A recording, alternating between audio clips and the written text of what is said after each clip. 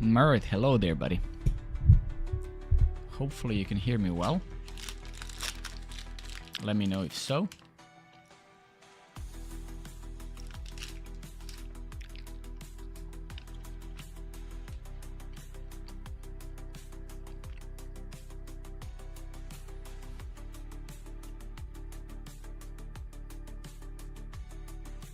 A bit low. Okay, it shouldn't be low. I mean, my microphone is almost peaking, so... C1, hey buddy, good to see you again.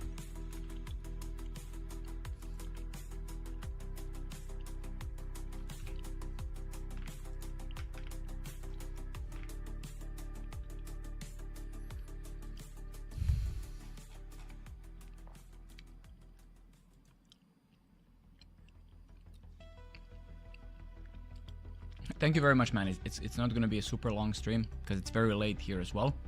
But I very much appreciate you came and said hi, man. Thank you very much. Good night. Sleep well.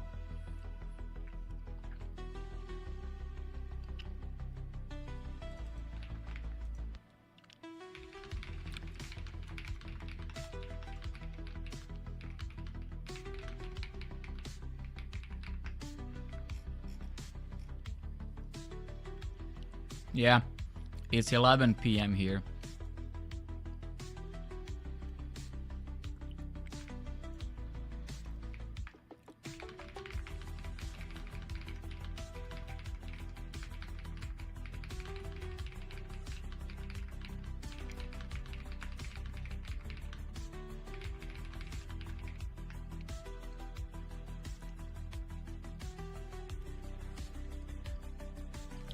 Purple Core, hey buddy. Good afternoon, good evening. It's 11 p.m. here.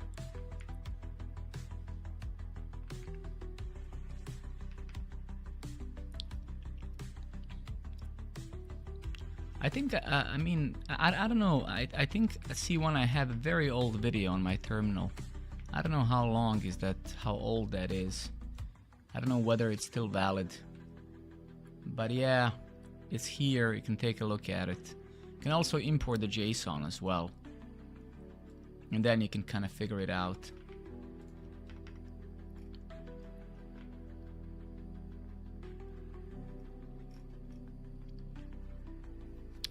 But yeah, good evening everybody. For those of you who joined, yeah, I've been past couple of days, obviously I've been going to work and stuff like that, but also I've been working on the harness and the local model.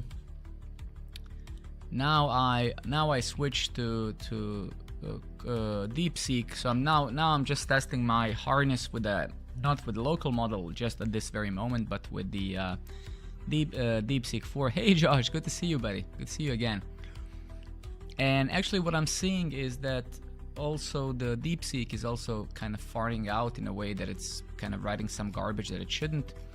So this is good. I think we made an awesome harness that's probably gonna be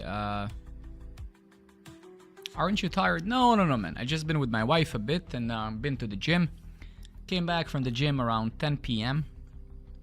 Been with my wife and then, yeah, I mean, no, I'm not tired. This is, I mean, if I was, I wouldn't stream. I mean, yeah. You know that my streams are very random. I might stream now and then in 3 months again, who knows. So I never know when I'm gonna stream.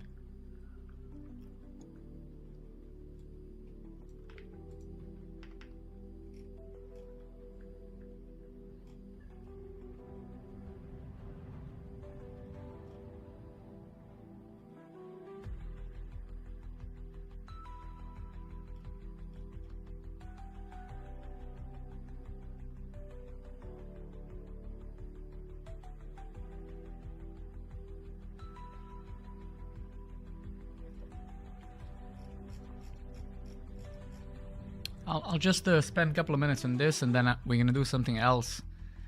Cause yeah, my DGX Spark has been running for 3-4 days now, 24/7. So the harness has been pretty much, it has evolved a lot. And now I'm just testing it for the first time with the more expensive model, so not with my local model. And yeah, there were some, and I'm only doing this because this model is like around 40-50 times faster, so I don't have to wait for 50 minutes or 40 minutes, right? So now we're gonna just kind of generate stuff using DeepSeek 4, just so we can see a difference. So this is now DeepSeek 4, so it's gonna be DeepSeek 4 Pro, so it's gonna be a lot faster now. To look at this, and you'll see in a moment.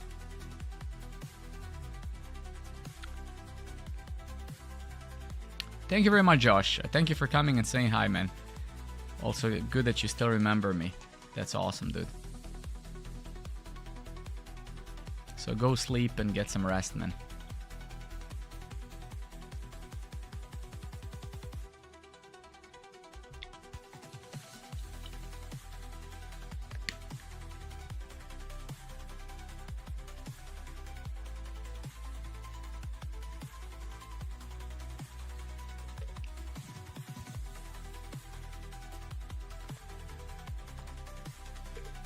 So yeah, you can see our harness kind of working and doing what it's supposed to.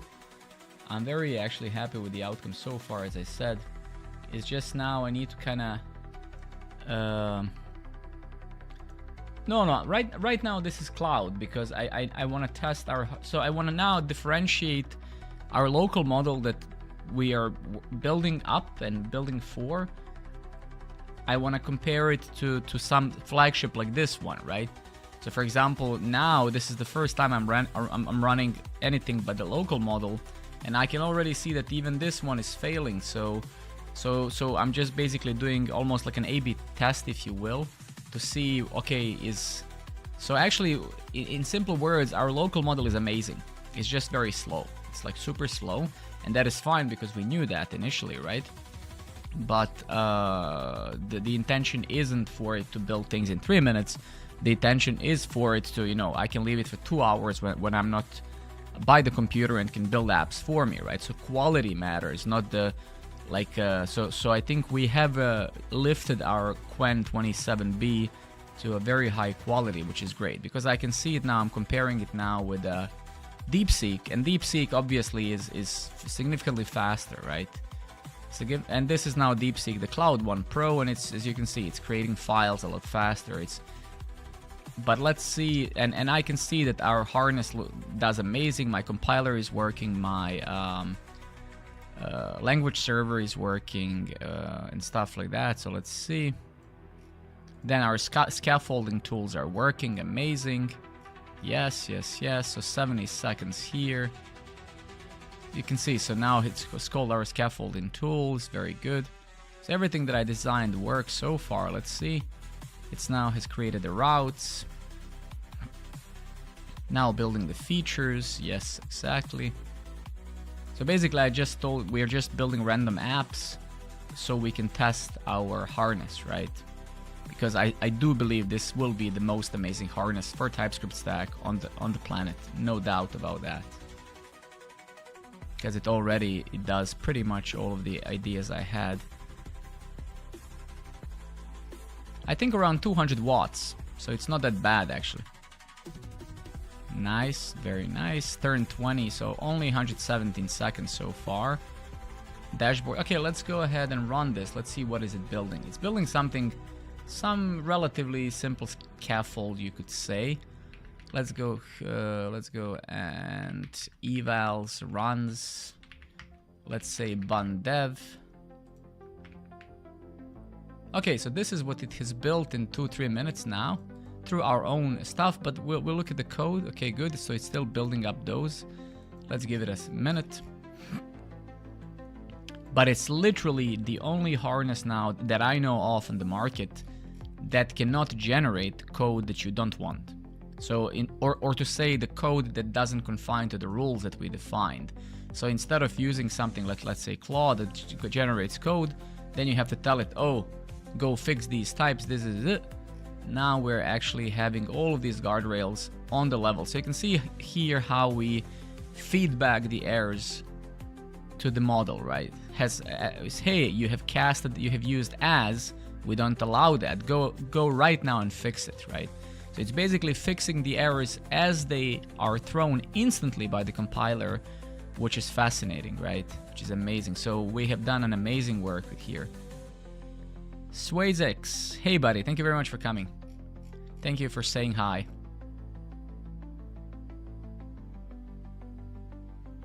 Oh, nice, man. Nice, nice, nice. I remember. Like, we checked it in a stream. Yeah, exactly. Awesome, dude. Yeah, well done for that. I remember, yeah.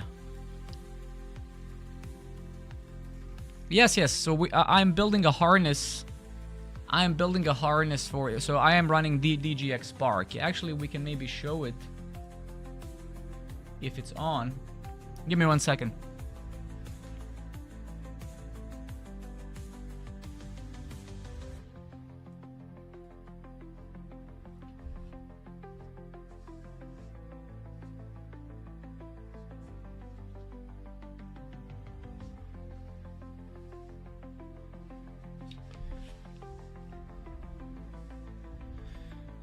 No. I didn't build my own compiler. We're using TypeScript compiler, and then we're using TypeScript language server as well, right?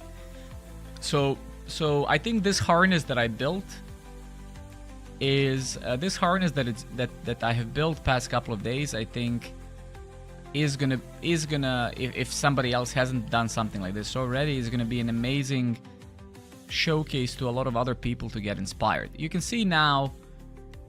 Essentially how Swayze, got it, Swayze. So you can see, like, so we're feeding back, our compiler works constantly as LLM is, the agent is making changes, and then we're saying, hey dude, can't have this, fix it right away, right? So it just keeps doing that. So when the final outcome finishes, the outcome can't have errors. So that is the beauty of it, right? As opposed to, like, you say, hey Claude, build me something, Claude builds it, and then you're like, oh, all right. It's just, this is terrible. I mean, maybe, actually, let's see. We'll analyze this. So when this finishes, Opus is going to validate this as an LLM as a judge, right? George, hey man, thank you for coming. Okay, built it. Let's see the output here. So it's building some dashboard or whatever. So now I guess it's gonna build these things. It doesn't matter. It doesn't actually matter what is it building, but we need some level of complexity, just so we can kind of have something to. Yeah, I have already. Yes. All of that is getting scaffolded by the harness, right? So harness is not writing components. I can show you web components, right? So the harness has this web components class, right? It has these component names, and then the harness calls this tool and says, oh, I need a button. And then it has a button, and I basically added different variants. So if the user in the harness writes, I want to build futuristic app, we kind of have theme for that, right?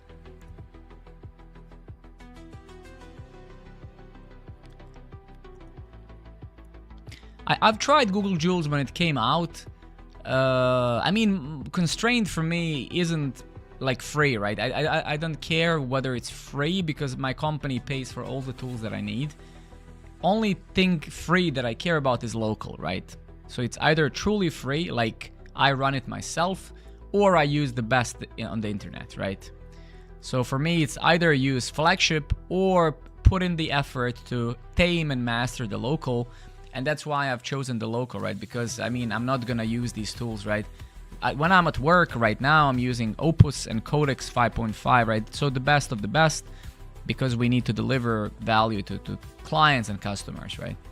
But I hope that in a year from now, as I at least personally invest time into, I also, by the way, I'm gonna organize, I have organized the meetup, Copenhagen local AI meetup. So on 14th of August, I'm gonna hold this meetup here in Copenhagen, and we also gonna stream it from the physical location here on Twitch as well. So as you can see, I'm gonna host it on the August 14th. There's some people signing up already. It's my friend Victoria from work. Let's approve. So that's gonna be fun as well. So we need to make a lot of progress until 14th. Because I want to present on that meetup what we are doing here, this stuff that we're basically building. That's what I want to present, these results, because I think these results will be fascinating. But yeah, you can see that even the flagship model fails. So it's not just our Quen. you can see that. So you basically, I think what you can see with this TS Shield harness that we're building is that you can actually see this is our STD out. We have just logs. So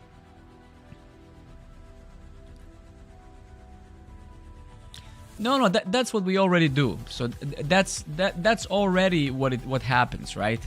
So if we search for scaffold, right? You see here. So my model has called scaffold UI, and you can see it has scaffolded all the components that it needed. Button, card, input, label. It's just it needed only these components, right? So we are doing exactly what you're suggesting. So I mean, we're thinking alike. That's a good suggestion. Follow 65. Hey, good evening. So yeah, for sure we're doing that, because again, we don't want to reinvent the wheel, right? So I want this harness to be amazing in a sense of providing, at least unless you're very specific and you say I want this and this and this, you should get the best quality app built. And this harness should know what best means, right? So for example, it should know best practices. It should know, basic things about TypeScript. Never use any. Never manually cast, right? Etc, etc, etc. So there's many things that I have already built into this harness.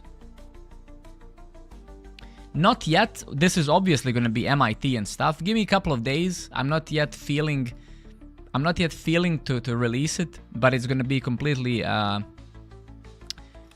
my CTO just wrote on chat like literally 20 minutes ago. Let me read it on Slack. He just said that we got it, so I'm going to try it tomorrow. He said Fable is out and we can use it through June 22nd. Please give it a spin. So I'm actually going to try it.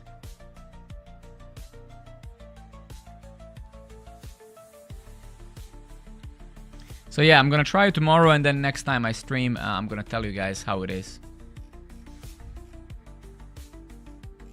Okay, so we can see a bunch of things. Okay, and you can see this is strange that we're getting, because we do call, my harness does call like prettier format. So like, how come that our prettier didn't fix those? Harness shouldn't waste time on fixing auto-fixable things that prettier can fix. Max, hey buddy. I'm very good, man. Very good. What about you? Very good, dude. Just work, kids, projects. I have 2 kids now. I don't know when I streamed last time, but no, I did stream when my second was born. But not much more, man. I opened my own company as well. I moved from tech lead to engineering manager. And yeah, just building things, and yeah, I'm here. I don't know why. But yeah, I also met some new people here in the stream, so it's quite fun to kind of hang out with a couple of people, yeah.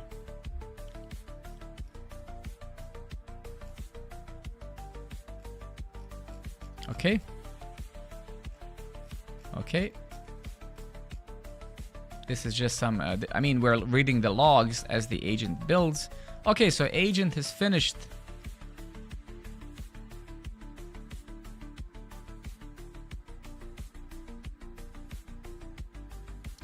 If you mean Google Tag Manager, yeah. Or go-to-market, sorry. It's either go-to-market or Google Tag Manager, but I can help with both. Okay. Go-to-market, got it. Yeah. Okay, so okay, absolutely, please ask. Okay, let's see. So agent has finished. It has built this thing. New account doesn't work. New deal. I guess we didn't provide maybe sufficient amount of stuff. Let's see what it has built. It has built some Kanban crap, I guess, but we didn't I guess we didn't tell it to make it.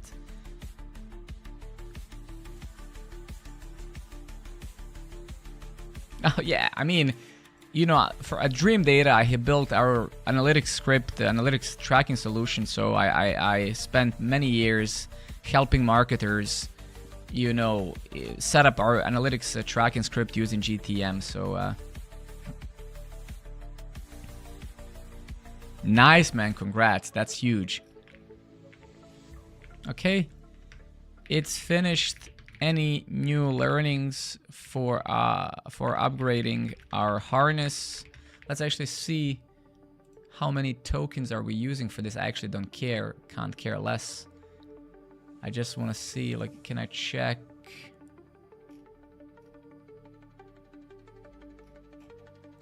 I literally don't care. It's just some sort of approximation. So what day is today? Today is 9th. Okay, so here we are. Oh, dude, it's absolutely ridiculous.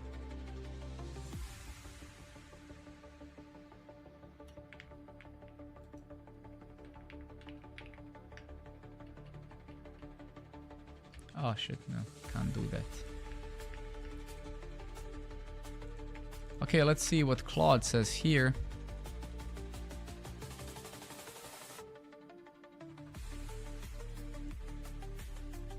Okay, good. So more discoveries for us to self-improve the harness. Fuck yeah, let's go. And then we're gonna switch to our local model again.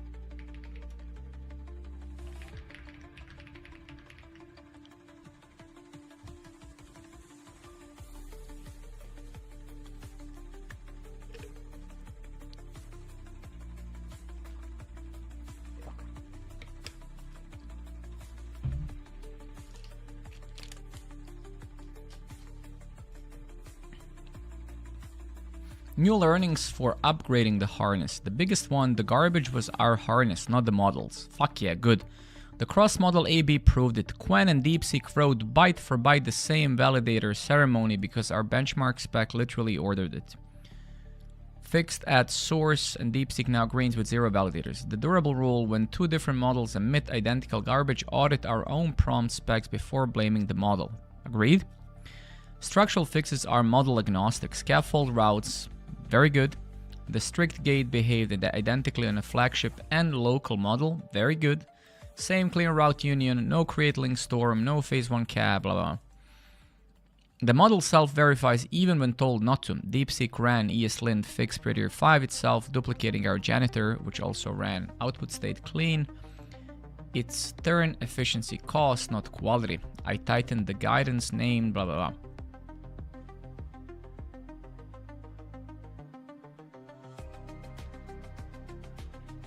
So you can see basically fundamentally, which is amazing result that we have, like the only difference now between our local model and a flagship model, which is what 50 times bigger or 20 or whatever, is the speed.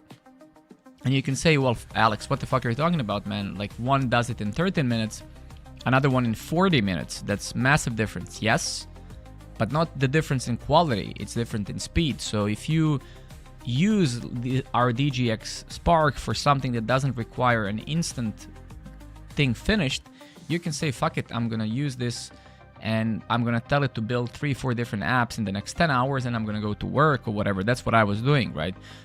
And if we assume that local models, as they have been past couple of months and years, been improving drastically, at one point in time, in 3, 4, 5 months from now, they will be fast enough and smart enough at the same time where harnesses like this are just gonna be like, man, this is awesome. You know, I'm just gonna use, I don't know, Claude or whatever to generate a plan to help with architecture, whatever, and then I'm just gonna give it to my free local model to implement it, right? I mean, and we can already prove that now.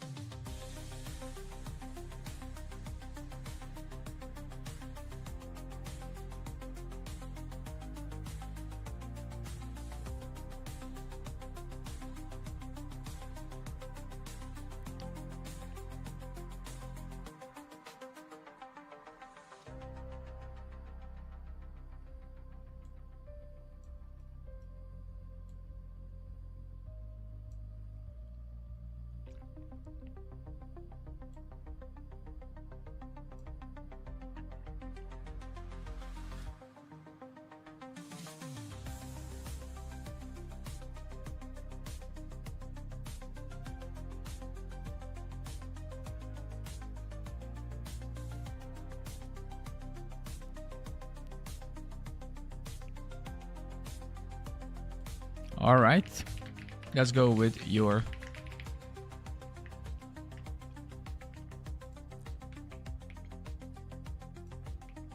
I also bought a course that I'm gonna attend. I bought a course on Udemy that I might even watch here on this very stream. I actually bought 2 courses that I will most likely partially do in this course. One is called, I didn't start them yet. One is called A Deep Understanding of Deep Learning with Python. Another one is called A Deep Understanding of Large Language Model Mechanisms. And then I believe I've asked Gemini about something.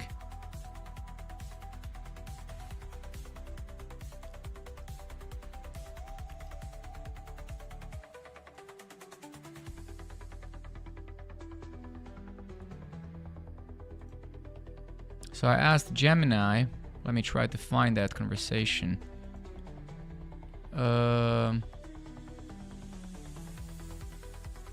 Okay, maybe this one.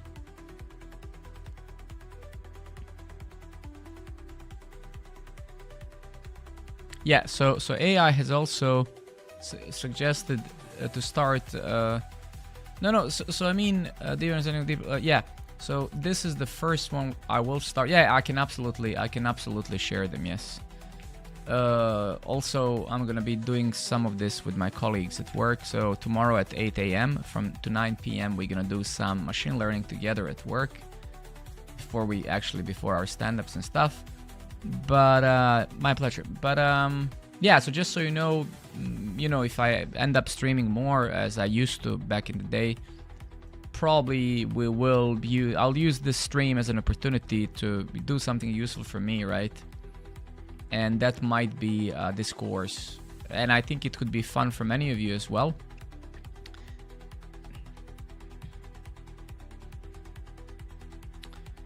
I mean, I don't care where the course is from. I mean, I just do my due diligence. I check who the person doing the course is, whether they have any experience.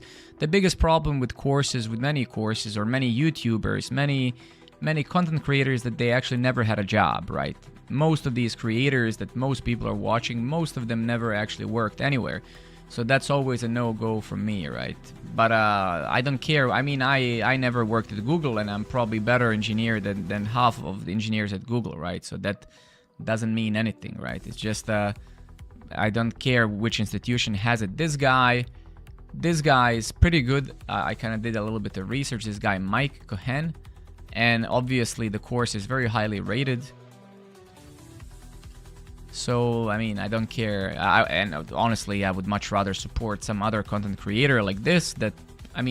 This course is like 57 hours. So this guy has spent hundreds of hours preparing this. Because you know that I have some YouTube videos. I have my old YouTube channel from 15 years ago, and designing a course of this length and then selling it for, I don't know, I paid $10-15, right?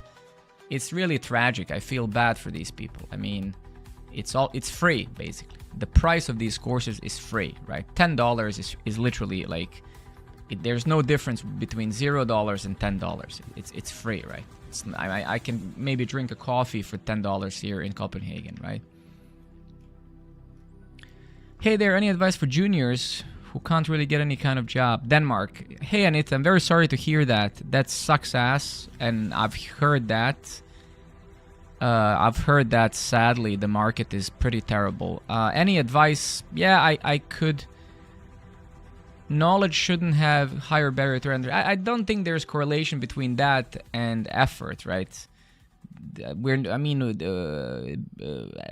People's effort should be paid, right? Nobody should be giving charity, right? So that's a silly argument. I'm sorry to say that.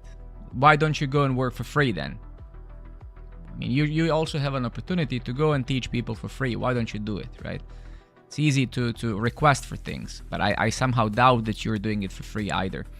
But going back to the question, so I think, I don't know if you're Danish or not. I don't think it matters, but Denmark is all about networking, right? If you don't know the people, chances to get anywhere are very low, right? Very, very low. It doesn't even matter if there's AI or not, or whatever the market is. Like, the way that hiring works in most places in the world is it works like this. Company X is hiring. Okay. First layer is, does anybody in the company knows anyone who is looking for this role? That's how it starts. And then you say yes or no. If yes, then you try to invite these people. If you don't have that, then you go to your network of people you know in other companies and say, hey, John Doe, do you know anyone? Do you have any friends who want this job? And then they say yes or no. And then eventually at the end, you create some sort of a, like an ad on LinkedIn or whatever. And then but even when that ad is on LinkedIn, you're still looking for contacts, whether they can suggest something. Why? Because hiring is very expensive, right? Like, for example, when I'm hiring people, I have to stop my tasks, I have to stop providing value for my customers, and I have to go and talk to people or read their CVs, whatever, right? So hiring is so expensive for all companies on earth. Doesn't matter if you're Google or Dream Data, where I work, because you have to put on resources in that. You have to put people, right? So the best advice I can give you is that you go to meetups, impress people. I don't know, I'm very sorry to say that. No, I don't think it has anything to do with master. I don't think, I've been in this industry for 20 years. I dropped out of my bachelor even. I work as an engineering manager, right? So, I don't think university was necessarily ever even something that people care about. University is important if you're maybe... I worked as a Danish technical university, right? The biggest technical school in whole Scandinavia, and I don't have a diploma, right? So it's all about knowledge, technical knowledge is... I used to work at DTU, yeah. And I used to run a team at DTU. I was a team lead at DTU as well, right? So, yes, diploma is... You should definitely go to university. Universities are awesome. You're going to meet people, learn how to learn meta learning, but it's not something that would differentiate it much for you now. It's like, oh, if I had a master, the market would be different for me. It would not, right? Because I would say that diploma and university is merely a proof that the person is capable of starting and finishing something. It is by no means a proof of knowledge. The best programmers I met in my life, they never studied computer science. They studied physics, or they didn't study anything. They had high school, right? So there is really no correlation between studying computer science and being good at computer science. I don't think that, at least I haven't...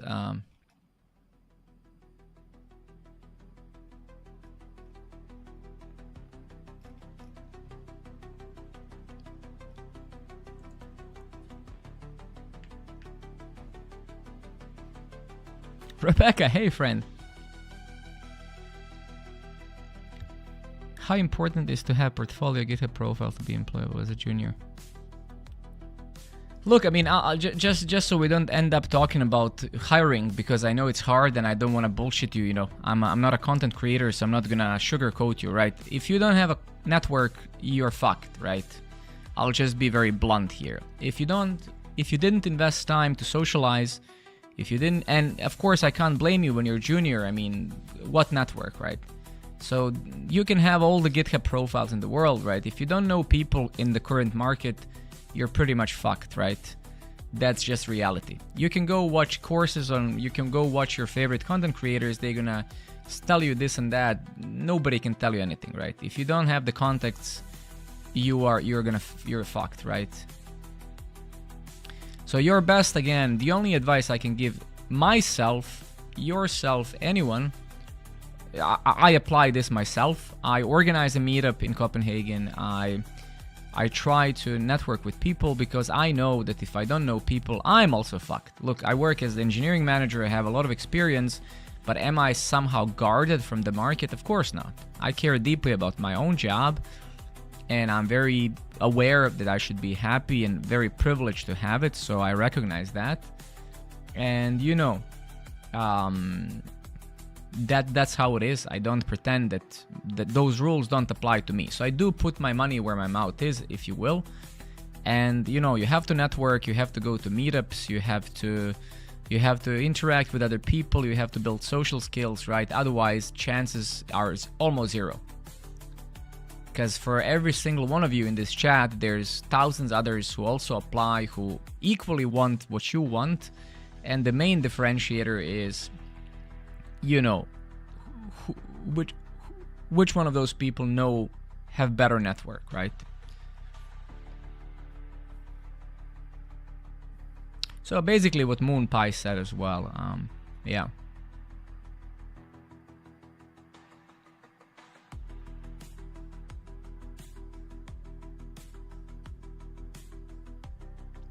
So that's how it is. That's how it is. And of course, I mean, you can also try building something yourself, sitting up with other people and stuff, right?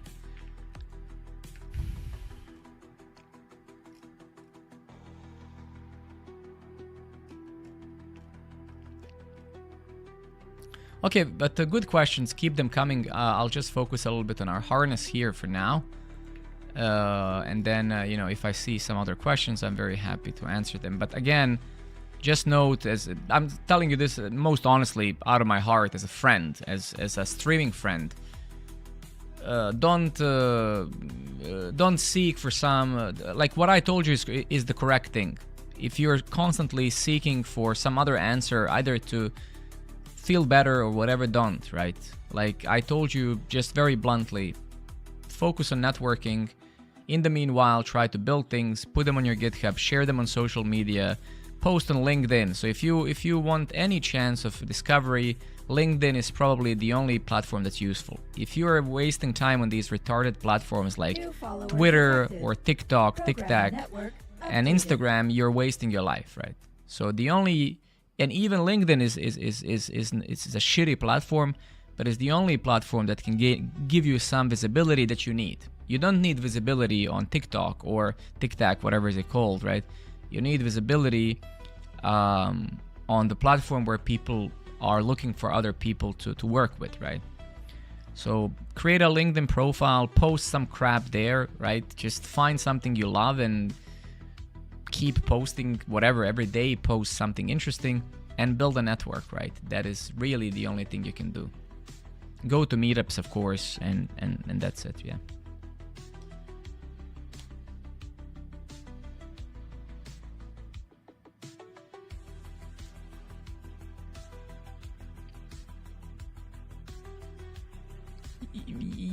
Anita, I mean, I think you need to switch your perception, right?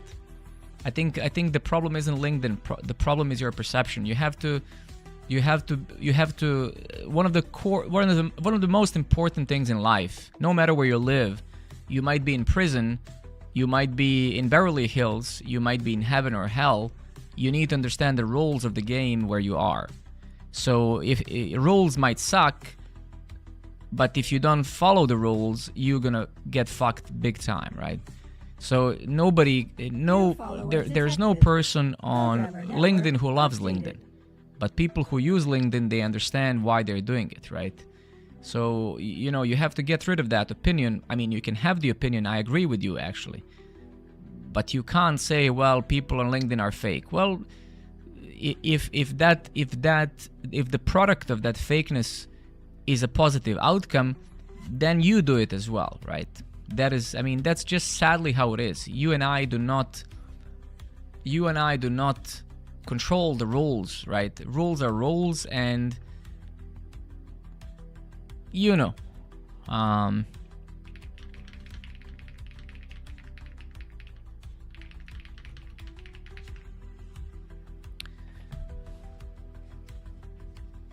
so simply put, if we are to just simplify this, because this really is deeply simple, right? This is you, this is the world,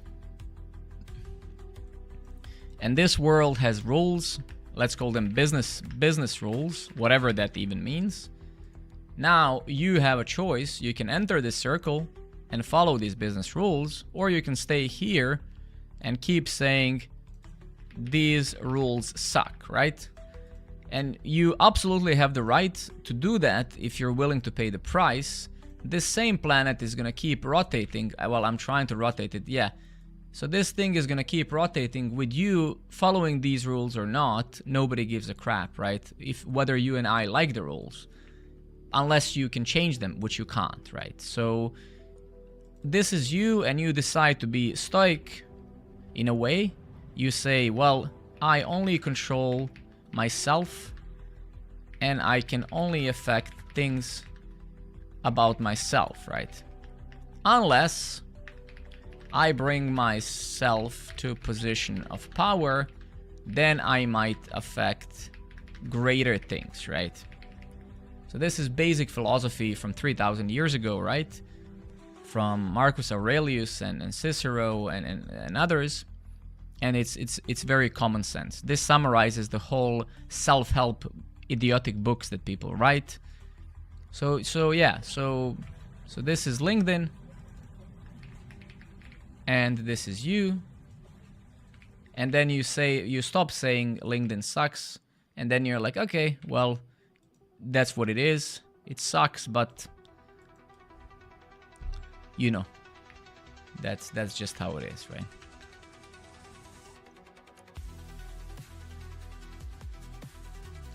Look, Purple Core, I don't think the details actually matter, right? I don't think that... I think what you're talking about now, in a way, or I think what I'm hearing you say is rather the expectations that you have created, or some level of empathy or level of gratitude that you're expecting. And that's fine. It's completely okay to expect certain gratitude, but I don't think that world gives a crap about that, right?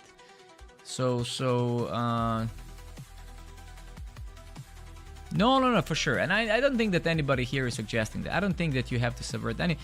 Look, again, just for the sake of the argument, millions of people have supported Hitler who thought that there's a superior race. Many people shit on each other in bed because that turns them on, right? So I think the argument of some people I deeply dislike, because some people do all sorts of things, right? Some people would prefer to cannibalize other people as well, right? So we can't use that as a general. No, I'm using very extreme examples literally to prove the point, right? So it's like the argument of some people do something can be said in so many different shapes and forms, right? So it doesn't necessarily mean much. Yes, some people are evil, some people are not, right? And that's just good evening, Slovo. I can't do it now, man. It's super late. So just I will reach out to you on YouTube. I will answer your message, but you just write in a message on YouTube, what help do you need? So the point is, like, people do all sorts of things, right? And we can't use it as some sort of like a valid argument, right? That's my core point. No. It's just look. I mean, I wanted to grab your attention. I wanted to grab your attention with these extreme examples just to prove a point quickly, right? It's some people do all sorts of things. So some people believe that Earth is flat. Some people believe that lizards live among us, right? What does that prove, right? People are flawed, man. We are all flawed. We have our lives, right? And you know, like, you try to be the best person you can be in the circumstances in which you are, and with the fate that you have been given, because up until this point, from the moment you were born, you went through the set of circumstances and random events that, yes, partially you controlled, but partially life has done for you. Like a poor kid in Somalia didn't really make a choice to not have food on the table, right? It's a circumstance of life. So it's just, you know, it's just how it is. I mean, some people can't do anything about it, some people can, and you know.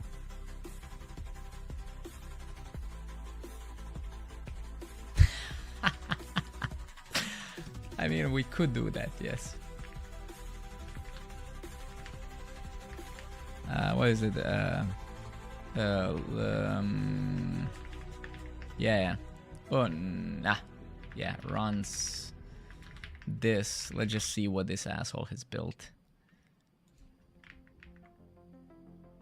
Okay, it's building this now. Cool. Some boilerplate crap.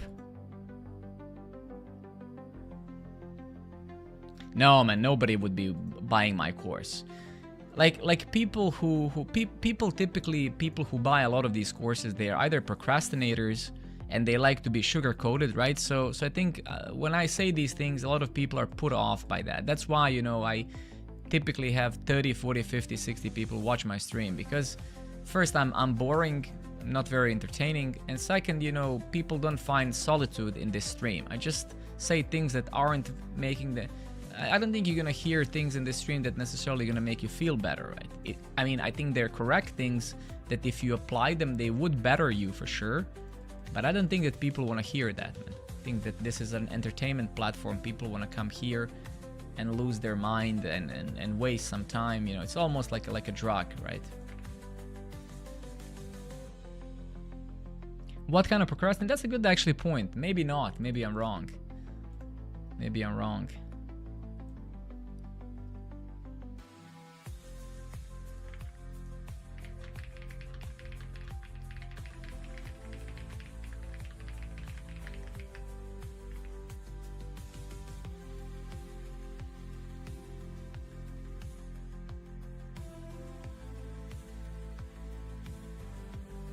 Yeah, could be, yeah. I don't know. I mean, I think that philosophy today could help people a lot. I think whenever I speak philosophy to some of my colleagues, sometimes the answers is like, yeah, Alex, but that's common sense. Everybody knows that. It's like, man, no, not everybody knows that. I just biked next to a person who just woke up and is deeply troubled and pissed and is yelling on the bike because somebody is too slow in front of him, right? So no, man, people don't know that, and people are deeply troubled and anxious and stuff, so people do not read or know philosophy. And I genuinely believe that one of the best cures today for many people would be actually to read some of it. Simply because they would realize that humanity and the way to live the life hasn't really changed in 3,000 or 4,000 years, right? I mean, technology and stuff has made some things better, some things worse, but I don't think that fundamentally the way you should live your life in some level of framework that doesn't apply to everybody, obviously, but for most people it applies. I think it would help people a lot to just understand how they function without, because I don't think that most people know how they actually function at all. I think self-awareness is lacking. All right, let's see what this guy is gonna do.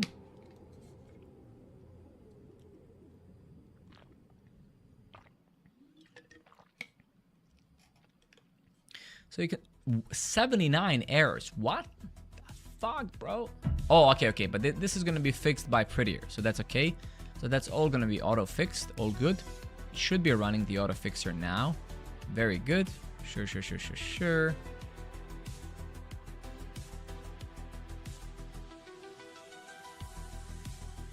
Claude made us. Yeah, exactly. I know.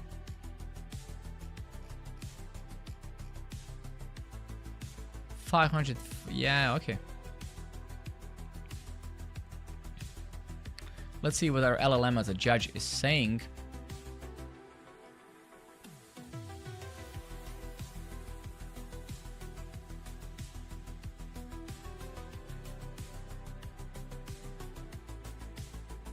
Oh, I mean, I have unlimited Claude, but I haven't tried it yet, no.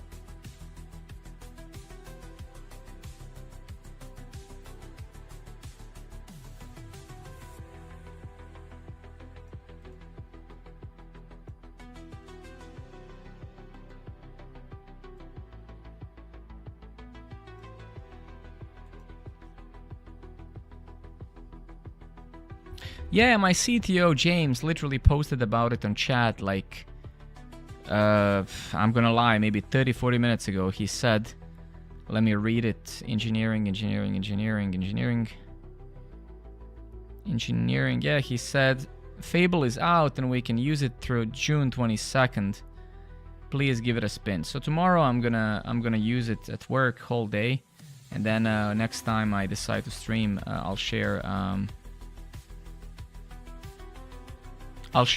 the insights with you guys, how it went and what I think about it. Yeah.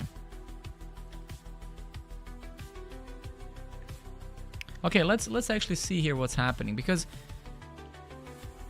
so to be very frank with you guys now at this point, I am actually very impressed by our local model. So right now we're not running our local model because I just wanted to do like an A/B test to see like the difference.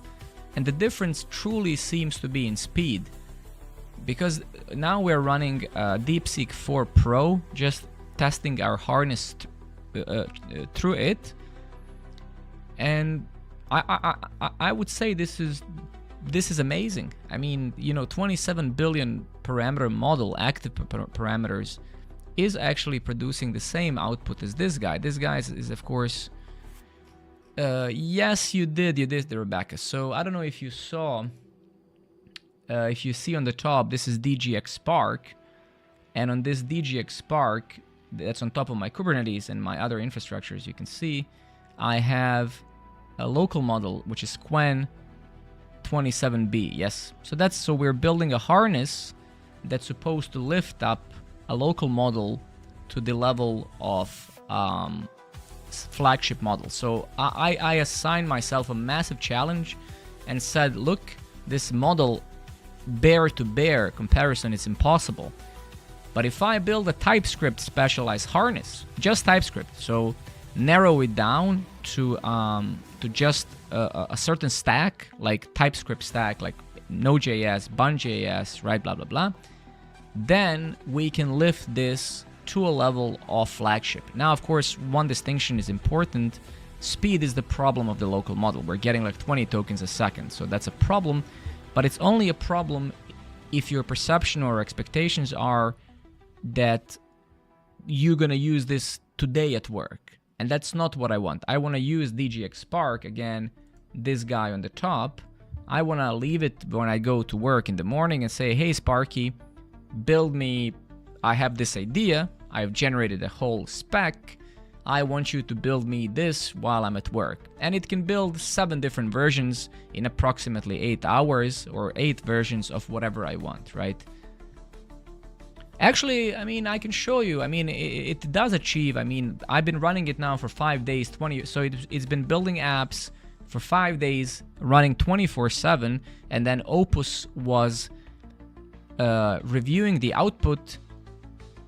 Yes, of course it's a single setup, but that is perfectly fine. That's what I prefer anyway, right? At least in this context, because multi-agents and stuff, that brings a level of complexity that it's often doesn't help. Multi-agents are very useful as sub tools if you wish to, hey, go fetch something from the internet while I'm doing this, go do this. But to synchronously write code, you need to use work trees, you need to write, and I mean, almost no proper software engineer today needs that.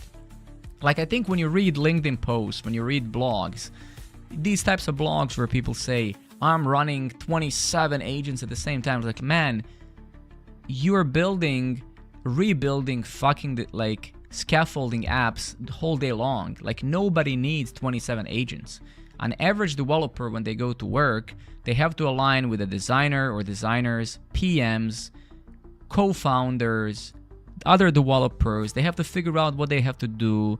They have to talk to customers. They have to talk to UX designers, and then eventually you build something. So velocity is not a problem. I mean, it's not that you can't do it. It's like you don't need it. Like, no, like, think about it this way. Like, literally, even if you could, let's imagine this. Let me show you what is the hardest thing about product development. And it has nothing to do with programming. Let me show you. So let's imagine now that, hear me out. So let's imagine now that we can, in fact, let's imagine today we can ship 20 features as a product theme a day. Let's make it whatever. Let's make it 500 features, right? Okay, so this is product theme, right? Okay, this is product. But now you have a marketing theme. The fuck, man? How will marketing make 500 campaigns and strategies for 500 features, right? Marketing would be like, what the fuck, man? How do I sell that? How do I advertise 500 features, right? Impossible, right? But let's make it 2-3 features, just so it's more realistic. Let's imagine you can... No, let's make it 1 feature. Let's make it 1, not 500. Let's imagine that you ship 1 feature every day in your company. Impossible. But let's imagine you do.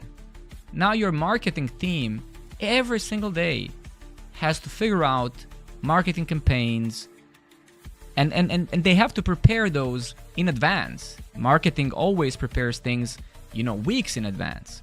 Okay, cool. Let's imagine that's possible. Let's imagine this is actually possible. Marketing can do it. Cool. So now you have CS. Now these poor guys have to learn every single day how to support 1 more feature. So these guys now need, 1 more person every week, because you have so many features, man. Like it's impossible for a single person to support, right?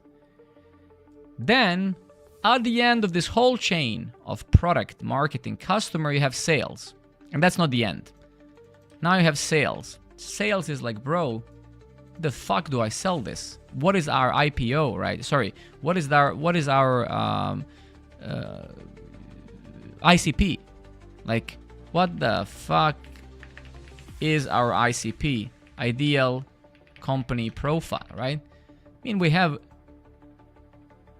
And then at the end of this, you have customer. And customer is completely confused. It's like, bro, these guys are shipping 1 feature every day. It's like, I can't comprehend this, right? Do you see the problem of why these posts make no sense? No company on earth ships features like this. No product on earth exists like that. Because products solve specific problems.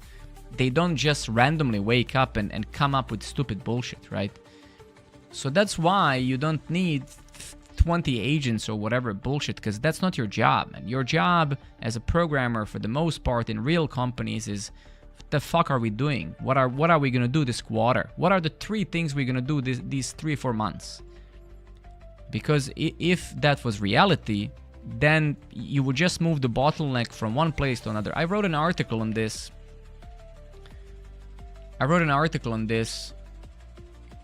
You can no, it's not this. No.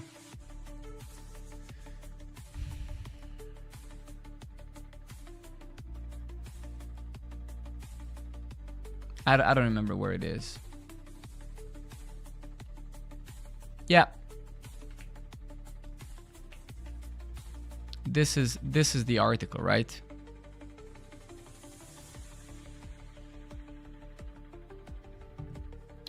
So it makes no sense. That's not how product development works. Nobody just does that crap, right? Okay, let's go back to this, but very good discussion, very good discussion. Are we like building a new one now? Did we apply some fixes to our harness? Oh yeah, this one is being built, okay? Okay, got it. Let's go through the logs. So this guy is kind of farting out a little bit there. The development market is saturated both.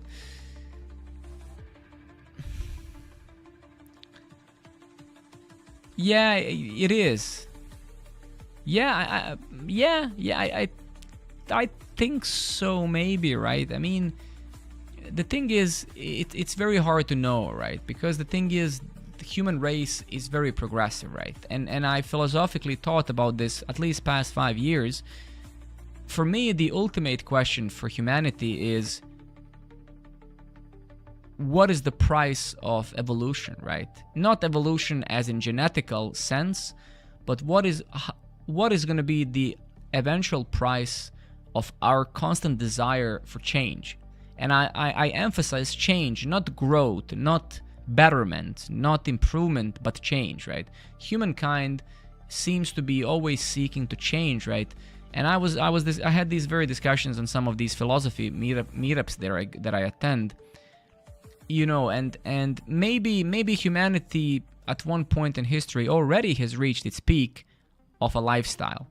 You understand what I mean? Like, maybe we have already had sufficient amount of things that, like, okay, yeah, this is fine, this is okay, right? Yeah, we can advance in some, but I don't think that's possible, right? Of course, that's not even idealistic. That's just plain stupid, right? Yeah, I attend some philosophy meetup here in Copenhagen. It's called Copenhagen Philosophy Meetup. So it's just very good discussions with just random people come, and we pick a subject on WhatsApp, and then we go and we speak about different things. And also at work, I have colleagues who also like to talk about it. The cultist, yeah, exactly. But yeah. So who knows, man? I don't think that we have everything we need. I think we have everything we need, but we want more and we want it better. And as long as people want it better, there's always things to be built, right? That's the thing.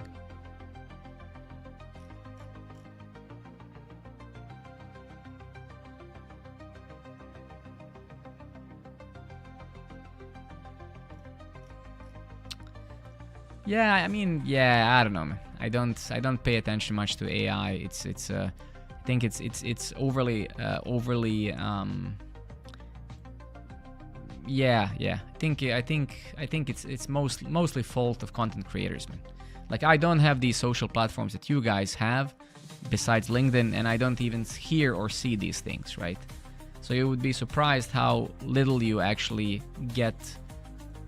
How it's just, I feel that people spend a lot of time on these platforms like YouTube and stuff, and then they get this. It's the same during Corona. During Corona, we all thought that we're gonna die, because every day on the TV they were showing counters of, oh, today 300 people died in this place, right? So you it's just that they just programming you every day.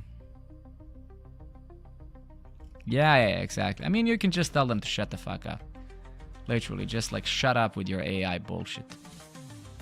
I find AI incredibly fascinating in the context of just, I don't think we even have discovered how to use it and how to use this statistical tool, right? But I literally tell people to just shut the fuck up, like literally these words. And they typically do shut instantly when you tell them that, which is very effective. Yeah, I mean, they might get offended for a second, but it's better to get offended than to talk about it. Yeah, for sure. AI can't create something novel, right? Only create something from it to train on.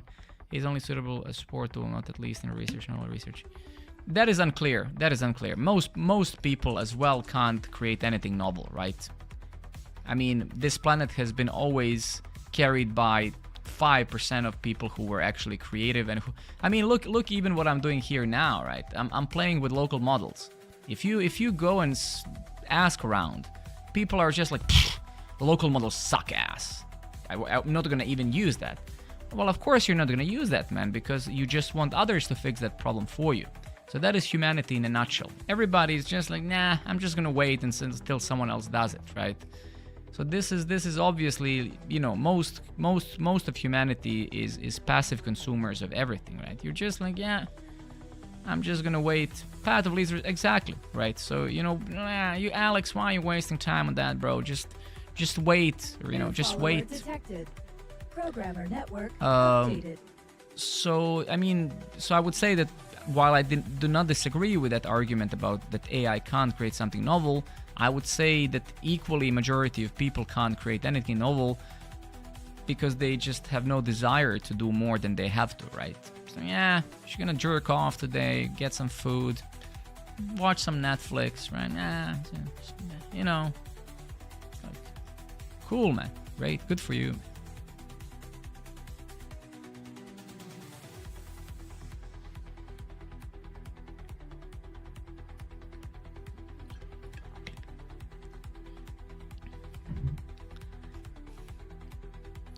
Yeah, I don't know.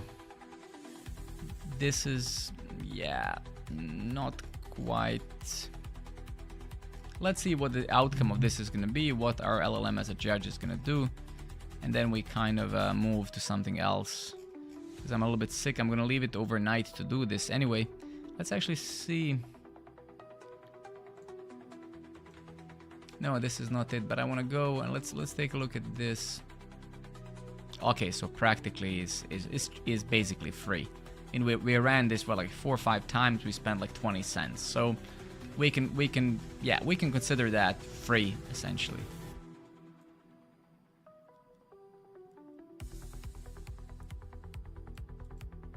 Okay.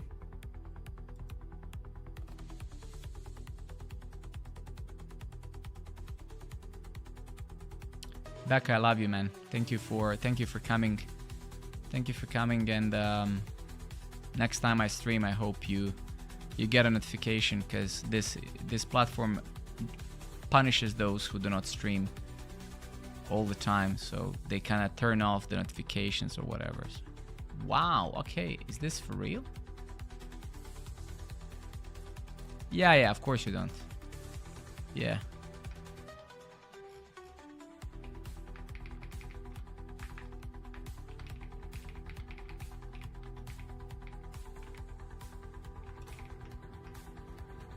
Twitch things, exactly.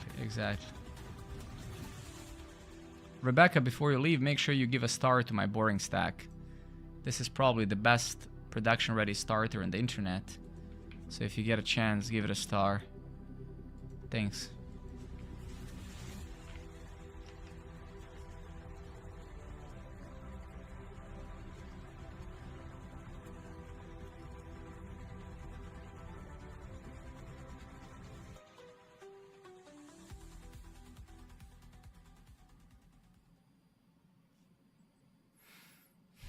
The world currently needs utterly advanced math, physics. Yeah, I mean, people are working on that, man. I used to work with a NASA scientist when I lived in Sweden 10 years ago. His name was Eduardo Siregar.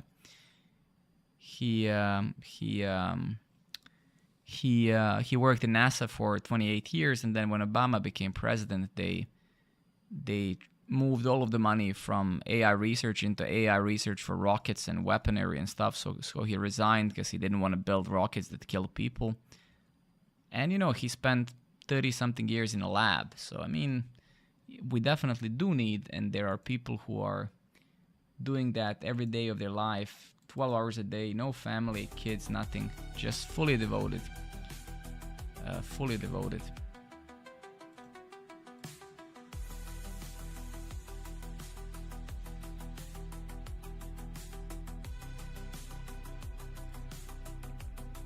Yeah, absolutely, agreed. I would never do it myself either. and you would be surprised how badly most of these people are treated. Their salaries are, they work for salaries, right? And then when they stop working, I mean, they're basically having pension like you and me, right? So it's just it's a world of twisted values, right? And that's show business, right? I mean, if you're, you know, if you're like, you can make more money by, I mean, these 18 years old girls are making way more money on these naked platforms, I don't know what they're called, this place where people pay them to watch them, than these scientists, right? So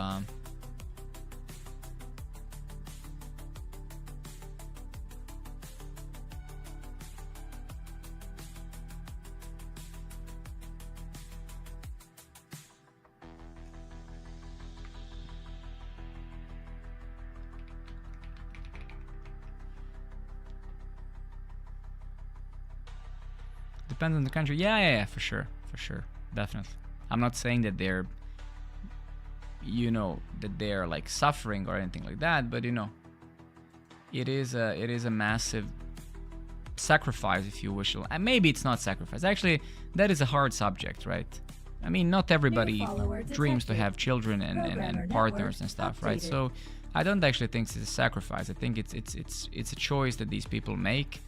So and I think that's what they want. That's their dream life. So actually, no, it's okay when you think. Can we force a hosted model to use a custom tokenization to lower the bill? New follower detected. Programmer thank you very much, guys, updated. for your follows and stuff. I appreciate it. Can we force a hosted model to use a custom tokenization framework to lower the bill? I mean, I'm a little bit confused by your question. Which bill? Are we if we're talking about self-hosting, there's no bill. Like your bill is electricity. So if you could rephrase your question, because I mean, if you're running a local model, your bill is merely electricity and upfront investment in the hardware, right? And to the rest of your question, I'm not competent yet enough to answer it. I hopefully one day I will be, but right now my competence is very low in relation to the rest of your question. I can't. But I understand the question and I understand the sentiment. I think it's a very good idea. But fine-tuning models, I still didn't get to that point. I hope in the next month or so that I get good at that. I already, as I showed you, bought some courses that I'm gonna heavily invest my time in. So you can do many things to reduce token bill. This harness that I have built here with the help of AI does some of that, right? So so you definitely, the only way to really reduce cost. Actually, so let me share, and I'm gonna share courses in a second. Let me share my knowledge so far. So take it with a grain of salt. Again, I'm sure there are many ways, but how do you save costs, right? Okay, I think this is thank you very much for that question. It's a very good question, right? So let me first tell you how you save costs. So first and foremost, this is completely open source. I'm not selling it or whatever. So for example, I have built this thing called Boring Stack. Boring Stack is an aggregate of more than 20 years of my personal experience building products.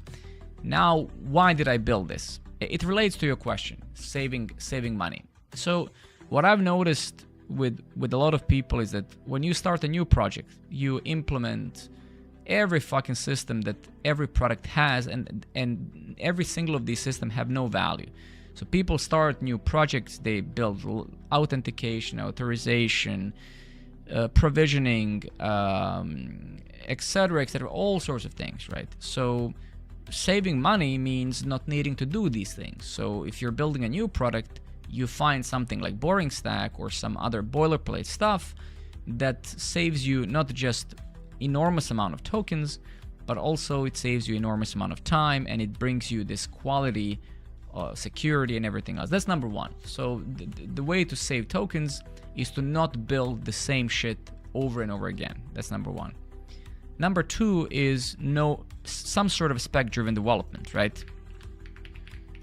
One of the most waste of tokens that I've seen with teams that I work with at work is ambiguity and lack of clarity. So if you go to an agent and say, build me app, please, no mistakes, right? You're gonna obviously waste massive amount of tokens. If you spend 2-3 hours with your team generating a proper spec with your PM, talking to customers, gathering feedback, narrowing down the scope and the problem, then the outcome of the agent is going to be amazing. Time-wise, token-wise, you will not be rebuilding shit because you're just like what they're calling it, vibing. You're just like, yeah, let me just vibe it. Let me just, let me just let the agent think for me, right? That's fucking bullshit, right? So that's how you save tokens, right? And then lastly, a technical solution to save tokens is to cut the STD out as much as possible. So a lot of these things, when you say LS, LSA, grep, git status, bunch of these things, they spit out a lot of crap that your agent sees and it doesn't have to see. And my harness that I've been building here, I did a lot of this.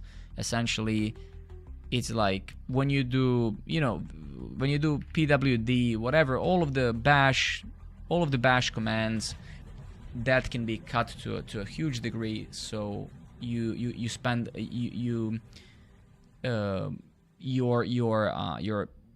model is not eating this unnecessary output. And then, of course, the most expensive part of tokens are the output tokens, not the input. So, for example, Opus 4.8 is like, what, $25 per 1 million tokens. So the way to optimize the output tokens waste is, again, as I said, to know what the fuck you're building. So today with AI, you should be spending 80% of your time speccing things and 20% of your time building things, because any of these tools will build any app in no time, right? So that is my experience on how you save it, right?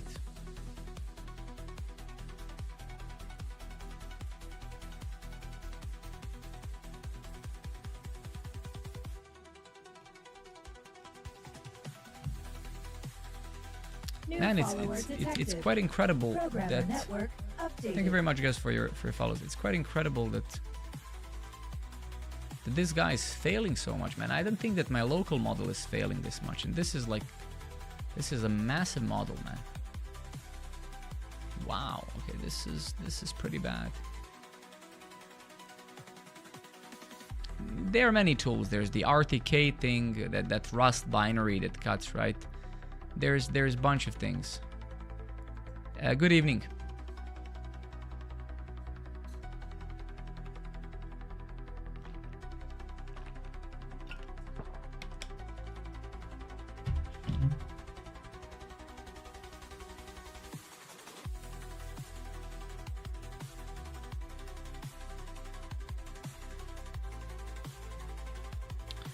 The issue is you have to know what the models for wrappers are capable of. I mean, I think that's a different subject, right? I think that's a different subject, and that's why I'm building the harness with this only specific model in mind to understand that model. But I don't think that they are mutually exclusive, right? I mean, it doesn't matter which model you use. If you don't know what the fuck you're doing, if your instructions are vague, this has nothing to do with AI at all anyway.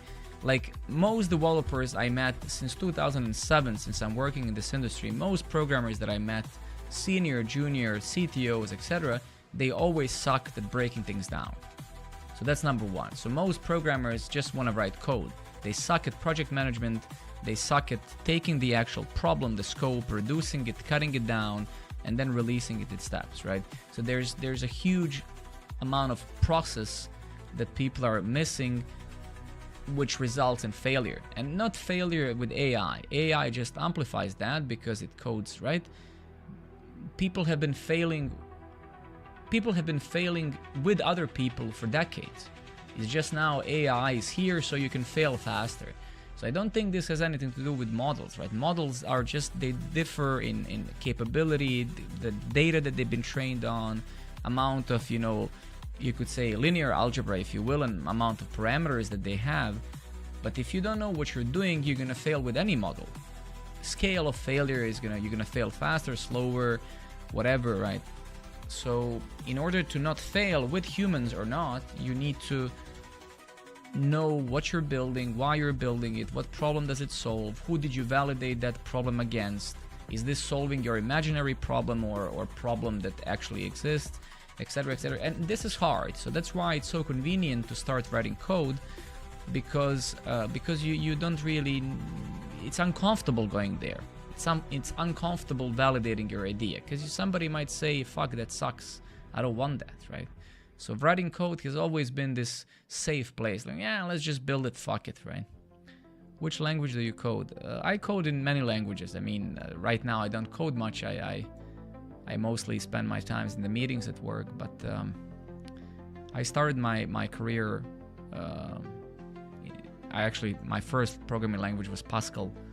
It was Pascal, then Visual Basic 6, it was PHP 3, I believe, then C++,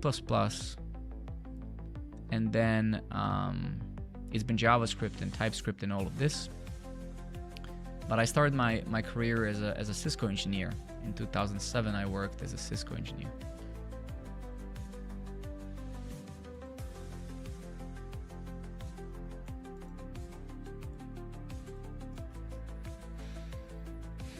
Actually, this is very interesting. Whoever shared this, thank you very much. We can, in fact, try this. How is this made? Let's look at the tests. Oh, it's written in Python. Fuck. Okay. Shit.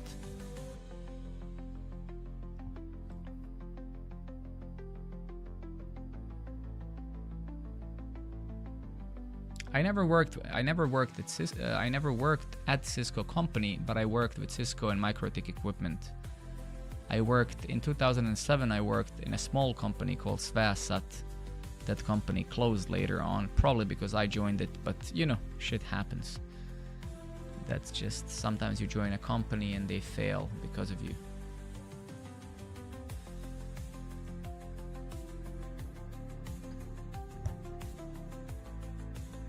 I don't think that this is faster than some of the stuff that I'm using. I have a hard time believing that.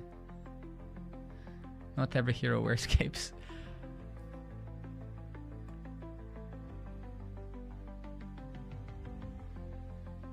But where's the proof? I mean, where's the benchmarks?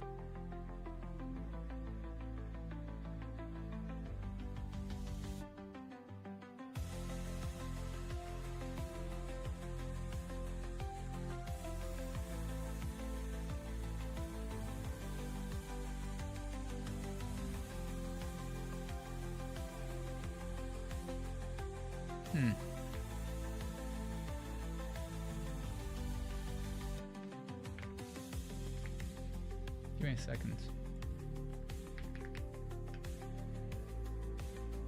So we're using this AST grep.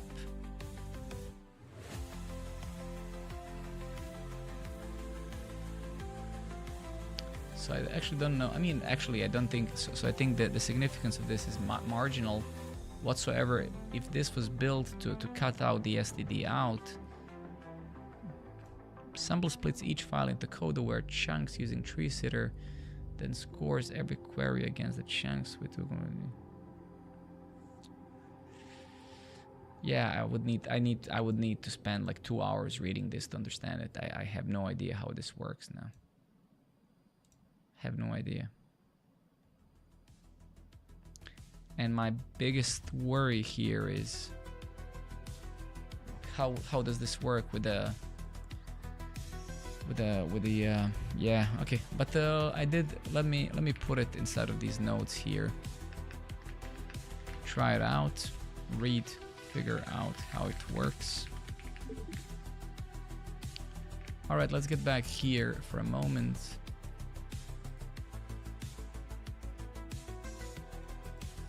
Did this guy actually finish? Let's take a look at that. Okay, it did finish finally. Wow. Okay.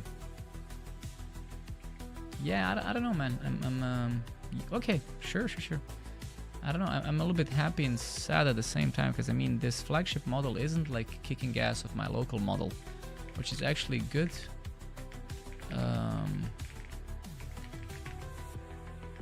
Let's see what it built actually. Yeah, so it shouldn't have actually passed. What? Is this for real? Are we opening the right thing? Yeah, this failed basically.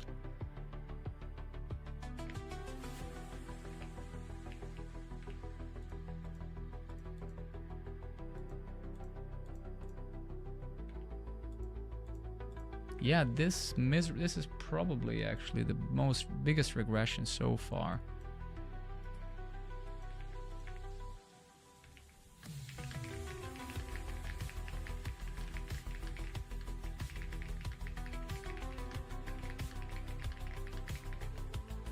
Let's see what the LLM as a judge says. But yeah, that's wow. Okay, that is really bad. I mean, even my local model never failed this much with the test, right? Because we're running these tests now. Let's see. Let's close that. Close that as well.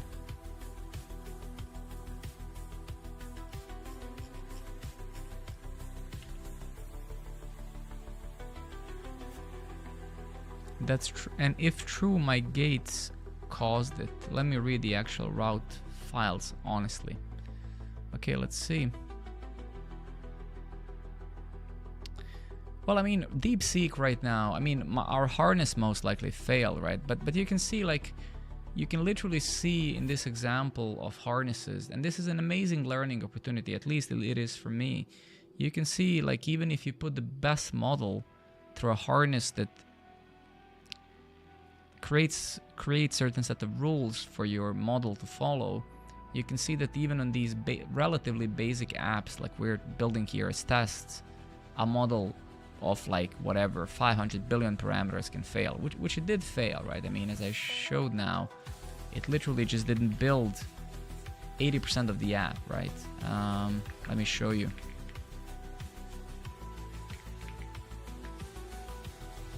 Crazy shit, man. Crazy shit. Is it running again? No. Is this the last one? Yeah, so this is the one that finished, right? So this is the one that finished. So if we do bun dev, you see that it basically it just finished this simplest possible view. All of them are empty, and it thought that it's done.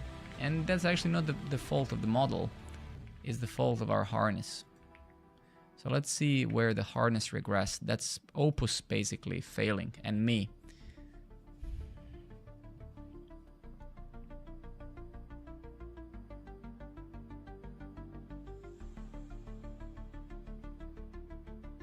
Yeah, so you can see this is the problem. So it actually, the model did amazing. Model just followed our guards, the tool. Okay, hey, some tool has executed, great, moving on, right? So we gave it a wrong impression of what done is, right, if you will. So our definition of done for the model miserably failed.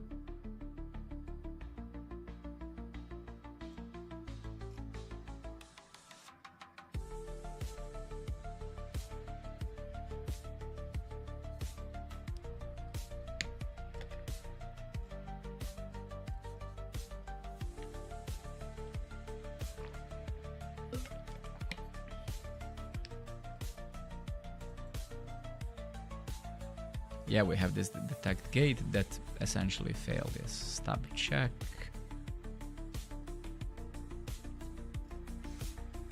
Man, fuck, this was so good, dude. This was so good that I switched to an actual non-local model, because I would come to these very conclusions with my local model as well, just in like 4 days from now, because it's that much slower, right? So this is actually very good. Almost like this random attempt saved me a lot of time. A lot of time, I think it saved.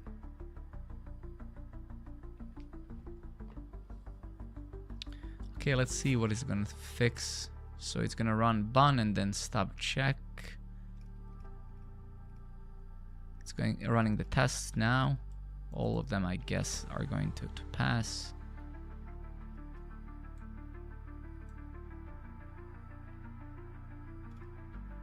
I just spent almost 5 hours. I mean, yeah, I know it probably feels like shit, but I think you probably learned something you'll never forget. These long-ass debugging sessions, at least in my career, have been the most fruitful. You know that you're not gonna ever, that information is never gonna evaporate out of your mind, right? Today, one of the juniors, so I recently hired Ating, one of the juniors for my team. She just started like 10 days ago. And this morning she said, Alex, what do you think about, AI for us juniors? She asked, like, what do you think? What do you think that, is gonna happen? Blah blah blah blah. And I basically told her that the biggest danger of AI for juniors, for example, is that the only way to develop judgment and taste is to do things. It's whether it's programming, painting, math, physics, playing tennis. There's really no shortcut of getting good at something without doing it. It's impossible. You can passively consume things. You can watch your favorite content creators. You can watch other people write code, and sure, that to some degree is useful.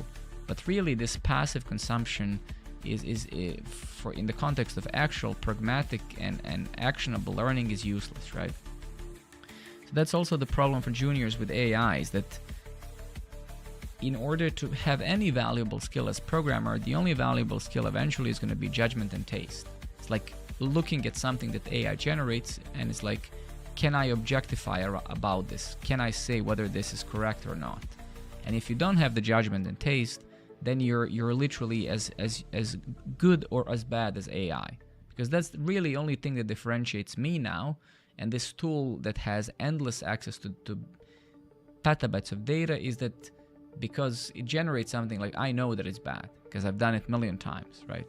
If I didn't have the judgment, then I would be completely useless, 100% useless, right? So the only really thing that you need is developing that judgment.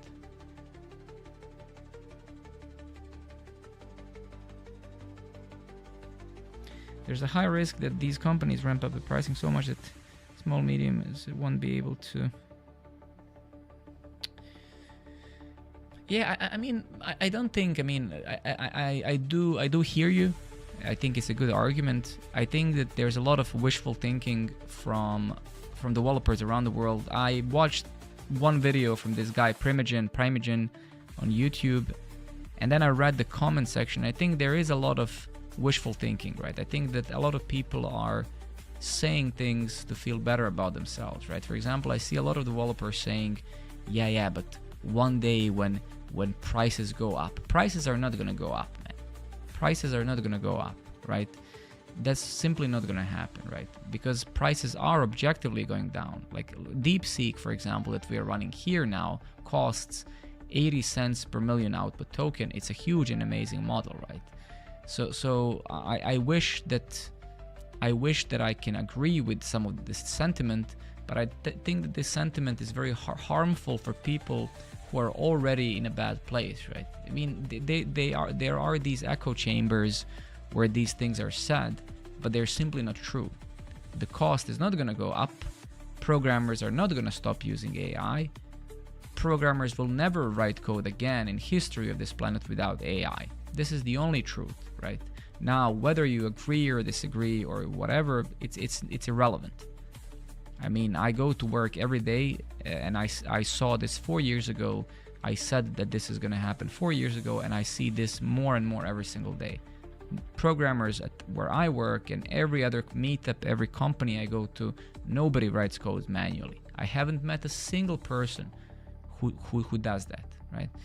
So this is the new reality, and I don't think that reality is going to change. If anything, it's going to get more and more into that, right? But you need to train on new data. I don't actually understand that argument. That argument has nothing to do with cost is going to get higher. I mean, what training on new data has to do with cost? I mean, these companies will have you know, I mean, every single business on earth has operating costs, right? That's why there's COGS. There's a term called COGS, costs of goods sold. So every single company on earth has things that they have to pay for to maintain their product. That doesn't mean that training models, hey, you need to train models so it's going to get more. No, it's not. They're going to build bigger data centers. They're going to get more GPUs. I mean, it's impossible to buy a GPU today because all of the money goes into these data centers. Eventually, they will build them sufficiently enough where, you know, cost of training these models, it's like, if this is not a matter of opinion, it's a matter of historical fact. If you look at any other advancement in technology past 100 years, 200 years, every single one of them repeats itself. When you look at cars, how inefficient they were. When you look at the transistors, one transistor costed $10,000 when it was made. Just one transistor. Today you can buy a whole building of transistors for that money, right? So I highly advise any of you who have doubts about that to spend 10 minutes of your time and look at the history of technology, and you're gonna see, right, what has happened with any other advancement. Internet, when internet came out, it was super expensive, it was very rare, not everybody had it. It was dial-up, then we had DSL, ADSL, etc., right? So technology is always inherently expensive until human race finds the way to optimize and this is not gonna change, man. I mean, in 1 or 2 years, all of us are gonna have local AI like this DGX Spark on the top. I think most people will be running their AIs on their own computers, probably for free to some degree, right? So that even puts it more into an argument that even more so you're not gonna write code manually, right? It's just absurd. So I think these echo chambers that some nerds are creating, they're not helping them or anyone else, right? It is simply unnecessary. Just go to any company on earth, talk to actual engineers who are going to work, and ask them how many lines of code did they write manually.